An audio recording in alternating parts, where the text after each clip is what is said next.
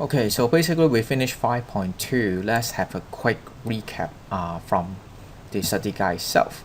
So what we need to know in 5.2, including drawing, interpreting circuit diagram, for example, identify whether the conductor or the simply I think electrical component is ohmic or non-ohmic. So depending where the V equals IR, the VI graph is a straight line or not. Okay, which is basically what it said here.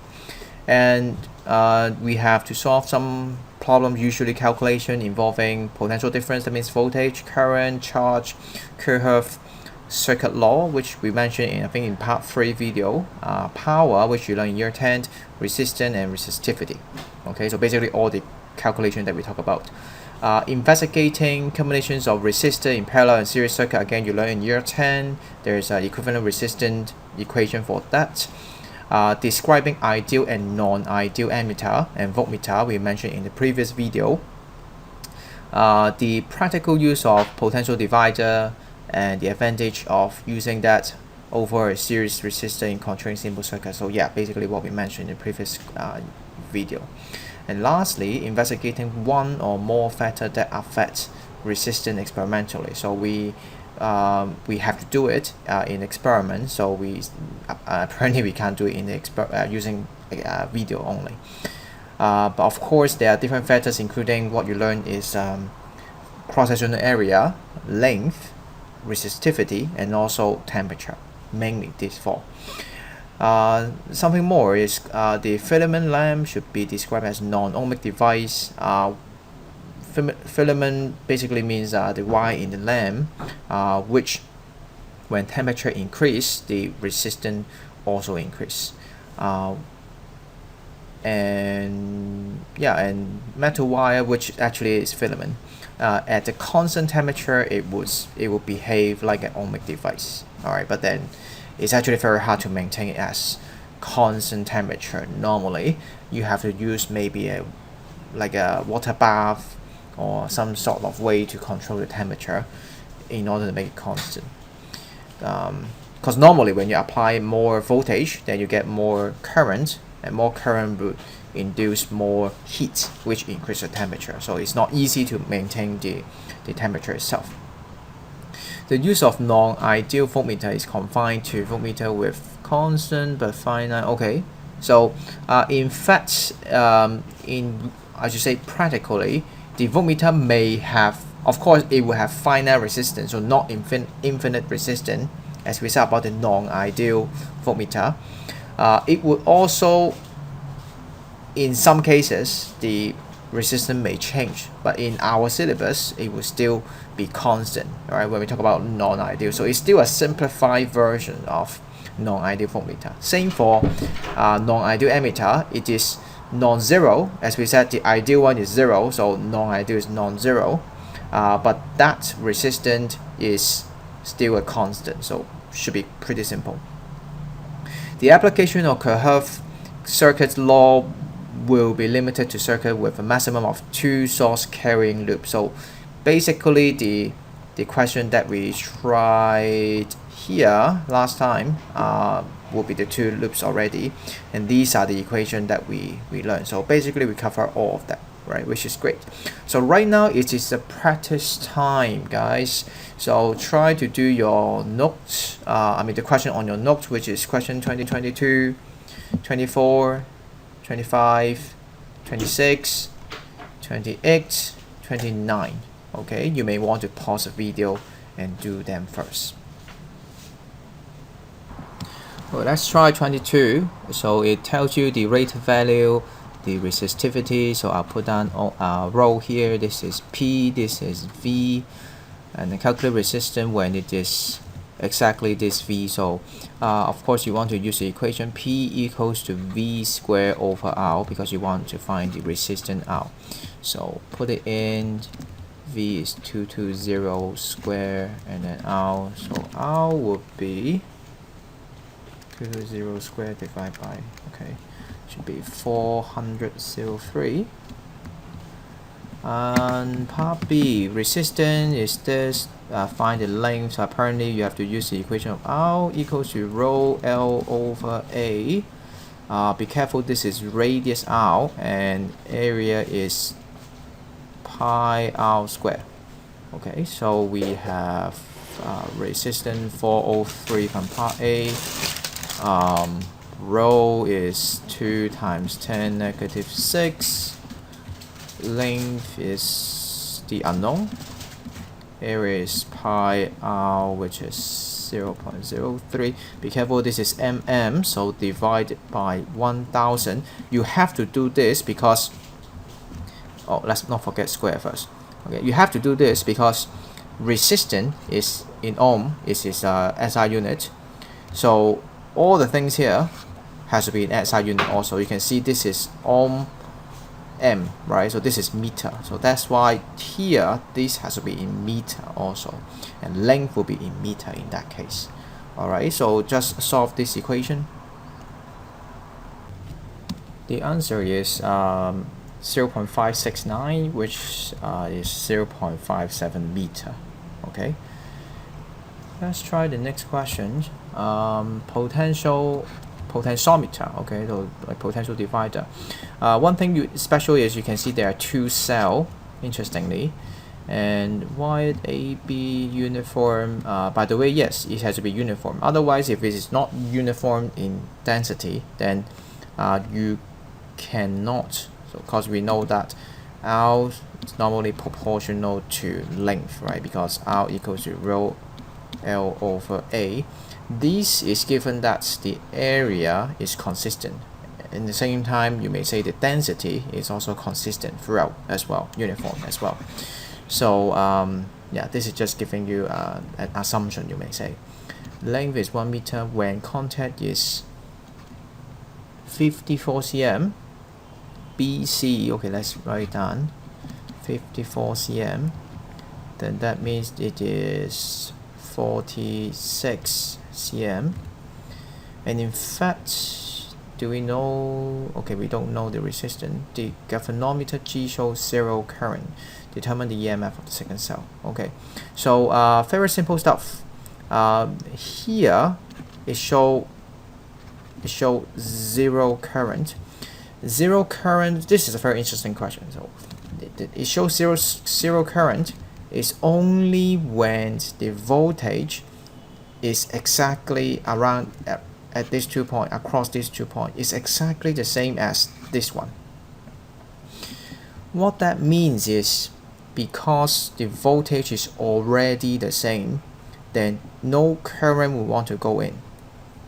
Okay, so we don't know this voltage, but then what we can know is if there is a voltmeter for this, and then if there is a voltmeter for this, then we can know the voltage for each of them, because this is 12V and we know the length, because the length again proportional to resistance, and so for 54 it must be 12V for, let's say this is V1, this is V2, so for V2 it must be the total sum 12V shared by these two, which add up to be 100, and you take 54 portion. Okay, so this one will be 54. That would be 6.48 V, and simply here is 6.48 V. Alright, so in fact this is simply the answer. Alright, that we have. If you don't understand, let me draw you some pictures. Okay, let me draw you some more pictures. Imagine this is, I mean not imagine, I mean it is here that the battery has 12V. So what happened is when you say a battery has 12V, what that battery does is maintain the two end, positive side and negative side. This is positive, this is negative, has a 12V of potential difference. So if we defined negative has 0V, so that means along this whole path, because these are connecting wire, which we assume there's no resistance, so along this whole red path it has 0V. Okay, so it's similar to gravitational potential that this is like different heights, right? 0, 1, 2, 3, all right, similar to that. So for the other end here, then we would have 12V, positive 12V, 0V on the other end, okay, and that makes a potential difference of 12V between the two terminals of the battery, okay. And so what happened is, because AC was how much again, 46 cm, so in that case it would take okay, I have to calculate. V equals to 1246 over 100, or actually I can use 12 minus 6.48. Alright, I can minus the answer here, which is 5.52 V. So it would drop by 5.52 V. So that means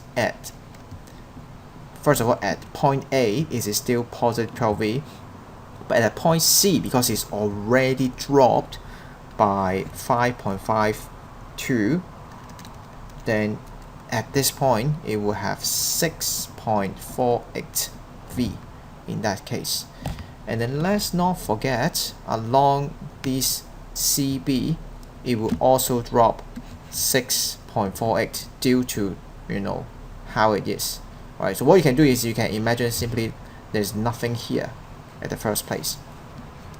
And so these will take 6.48 V, and therefore at point B, so that the voltage can be 0, right?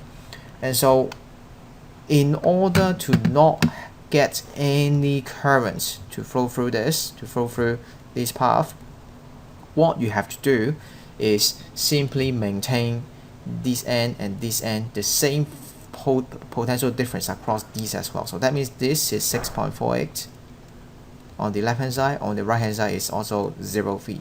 So in that case, no currents would want to come in, because it is similar to like you have some water going through it, but this is like flat to them, like this is literally like a flat road to them. So it is not attractive at all. So that's why it is 6.48. Okay, next question. We have 3V and 12V. Actually, it's written on the diagram, and it said both cells has negligible internal resistance, and that's something we will learn in next subchapter, so you can ignore it first. And it wants you to calculate the two emitter readings, so that means a current, and apparently this is an example of applying Kirchhoff's law, which you learned in the previous video in IB. So let me pause my recording and I will show you the equation that I set up. But before that, I will get my current defined first, maybe. Okay, so let me define, this is I1, this is I2, and then they merge to this I3. Okay, I don't know whether this is necessary, but I think it's to be safe to define all three of them. Okay, so the first equation that I will write is simply that the conservation of current, so I1 meet I2 and they merge become I3. Okay, so this is the first equation. Second equation is by applying the law that all the voltage altogether within the loop is 0, and that would be the first loop. I have number 1, which I have 3, which is here, 3 minus I320 minus I330, okay, by using Ohm's law simply, equal to 0. This is equation 2. Equation 3 is in next loop, where is the same, actually it's going this direction, okay, and that would be starting from the cell also, so 2, and then you minus 20 times I3, 30 I3, and this one, be careful because the current that going down here is I2, alright, here is I3, and going up is I1, and so these 10 you might multiply with I2 only, okay, and that would be equation 3. Alright, so let's see how we can solve it. In fact, this is a very simple question because if you look at equation 2, there's only one unknown and you should be able to solve these I3 directly, which I think it should be 3 equals to I3 50, and so I3 is actually 0.06a. And if that's the case, then we can work out these, right?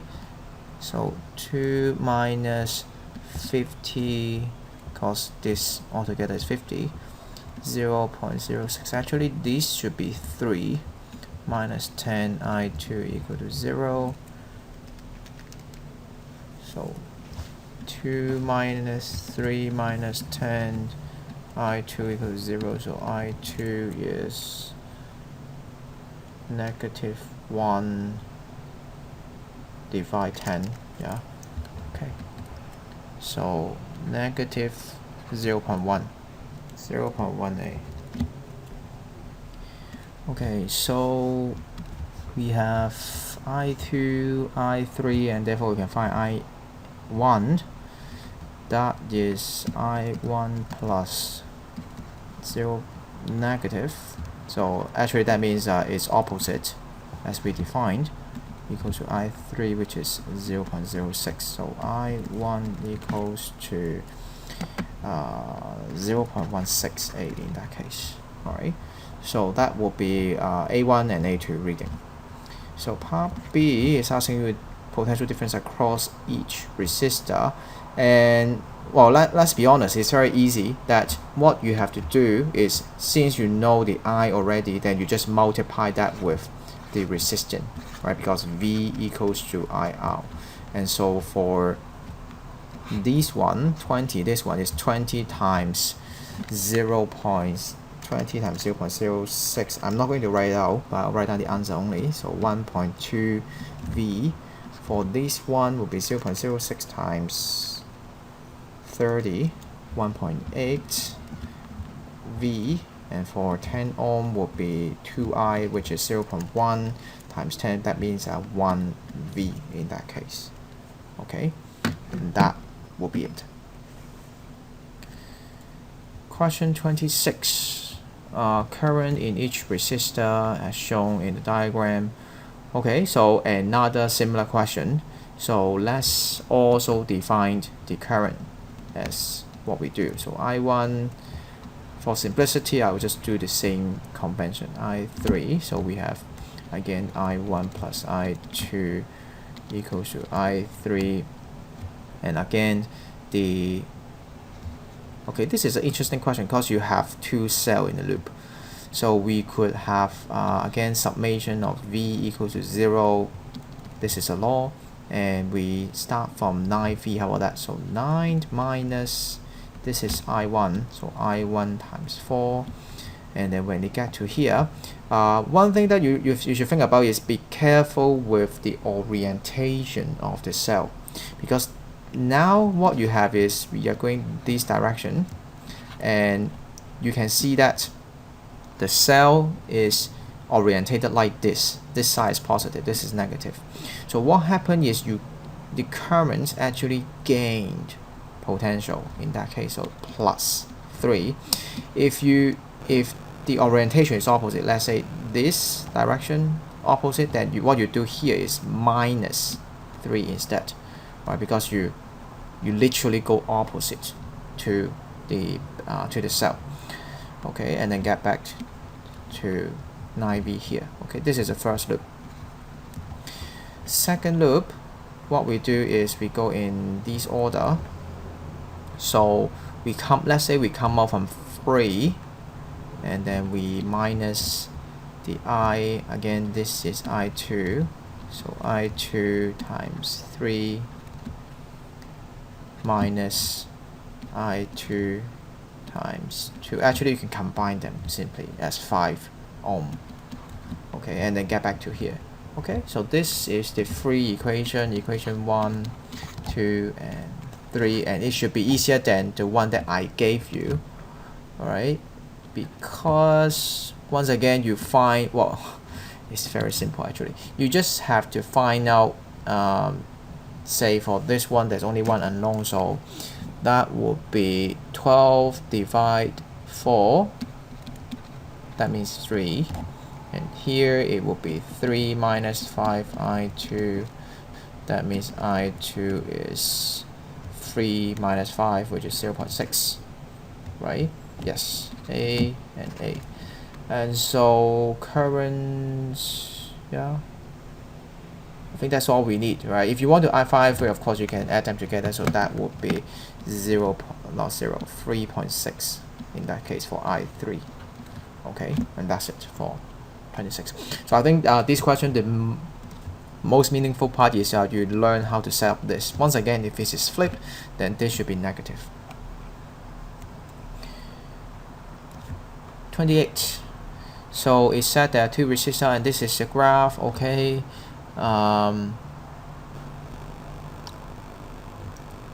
Circuit A show the resistor when it is parallel to 1.5 V. Okay. Calculate total current leaving the cell. Okay, 1.5. I think this is also 1.5. Okay, yeah. So basically both of them are 1.5 V. And just calculate the total current for each case. So what you have to do for this question is apparently you do not know the resistance for X and Y. You don't know about them directly, but what you can do is using the graph apparently. So from what you know is that when they connected in parallel for part A, parallel, they both have 1.5 V. So what you have to do simply is from the graph look at 1.5. Wait, no, this is current. 1.5 here, 1.5 V, and then you find the corresponding. Okay, let me zoom it in. I can't see on my computer that easily. Okay, that would be this. I think it is not yet 1.6, so I will call this. I'll call this actually I should draw this side 1.55 A, okay, which is for Y, so 1.55 A. For X, that would be, I'll just simply call it, it's not enough, but I think, is it? Okay, I'll call it half grid, so 2.65A, and then add together simply, yeah, you add them together, so 4.20. Okay, just add them together.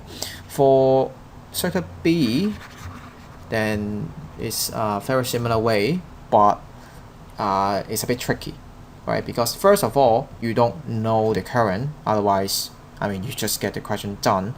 You don't know it directly, but what you know is only 1.5 V, but that 1.5 V is shared among X and Y. This is the trickiest thing, alright, and that's why we put in part B instead of part A, because this is harder.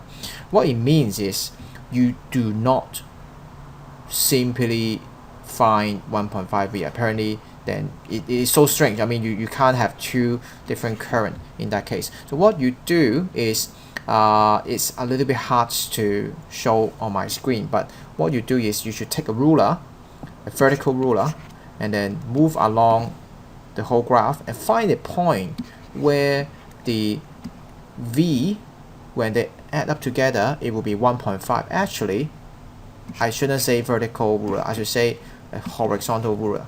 Okay, so try to draw a line, maybe like this, I mean like this, so that when they add up together, the V will be the same. For example, here, I don't know, I really draw it randomly. Here, it would be around, shall I call it 0.65, and this is about 1.25. When they up together, that doesn't make 1.5. Okay, though this is wrong. I mean, should be something lower. So maybe I can call a straight line from my, where can I call it? Okay, never mind, my computer start to lag if I call a line, so I just draw it. If it's 1, then it will be around 0.45, and this is about not even 0.9, so that doesn't make up 1.5 V. So that means something a little bit higher, maybe around here, maybe. I think pretty much it, like here, this is almost, okay, I know it's not really, but this one is almost 1. So 1 and 0.5 for around here. So I will call it as either 1.1A or 1.05A, okay, roughly for this one. Let's just call it 1.05A in that case. Okay, so that will be the answer, and you really have to check using your ruler in that case. Okay, here's the last question.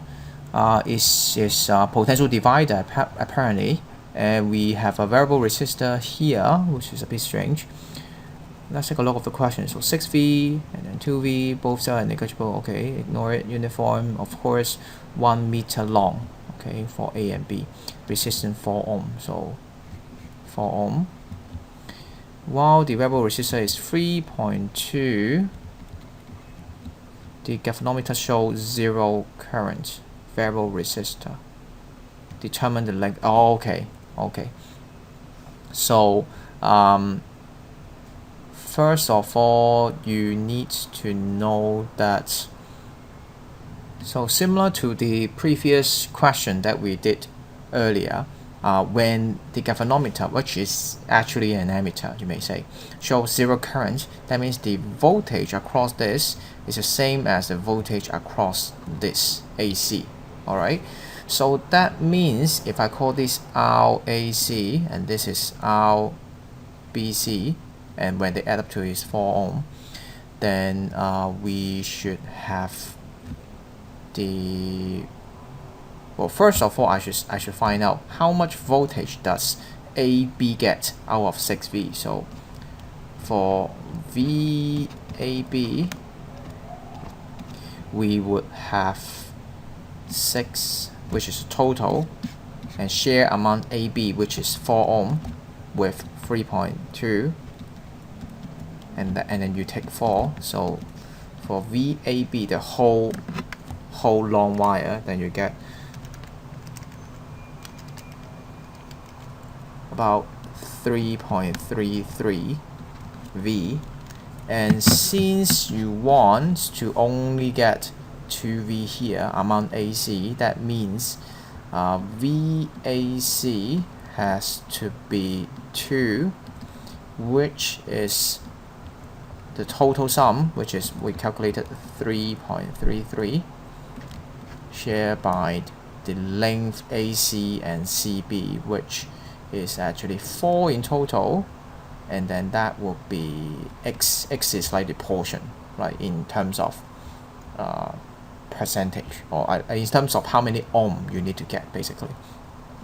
So if you solve this, then you'll find X equals to 2.4, okay, 2.40 ohm, okay.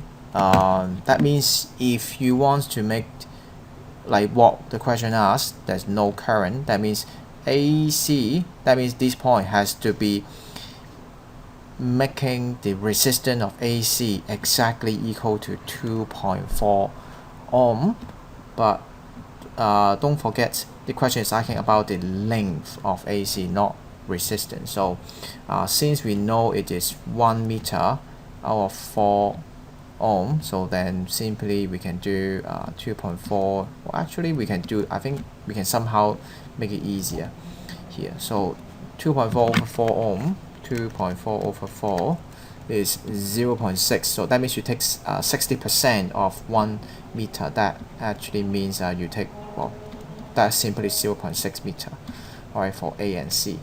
Okay, that will be the answer, and that's all for 5.2.